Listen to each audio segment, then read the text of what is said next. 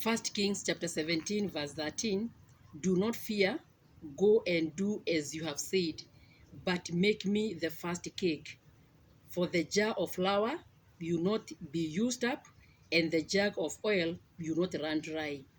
She did as she was told, so there was food every day for her and for Elijah. Elijah was sent by God to go to Zarephath. She went and found a widow collecting some sticks so she may go and make fire and prepare some food for her and for her son.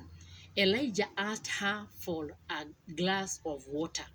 When she was going to bring a glass of water, he called her and said, bring me a cake. She said she does not have a lot of flour.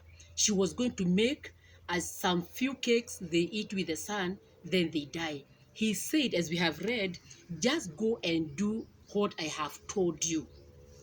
Bring me the first cake. For the word of God says that the jug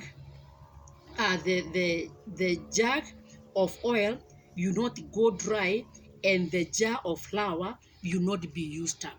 So verse 15 tells us that she did as she was told by prophet Elijah, and there was a lot of food. There was enough food for Elijah and for the widow of Zarephath. The lesson is obedience, because prophet Elijah had been sent by God to go to Zarephath. So he had to go to Zarephath because he was hungry.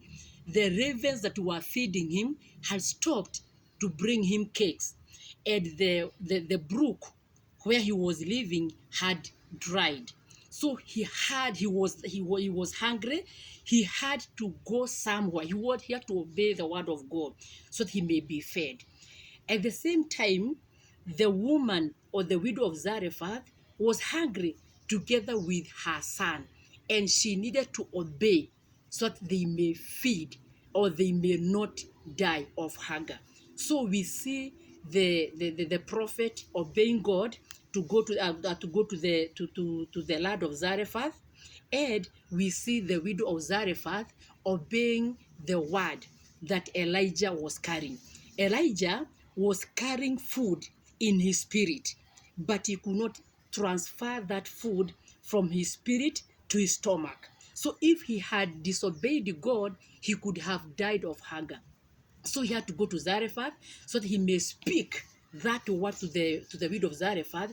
Then the widow takes that word and obeys it, and they feed on that food. So we are learning obedience. Just obey the word of God. However, whatever God tells you to do, you just obey that word. It might not make sense, but that word, you produce great things in your life.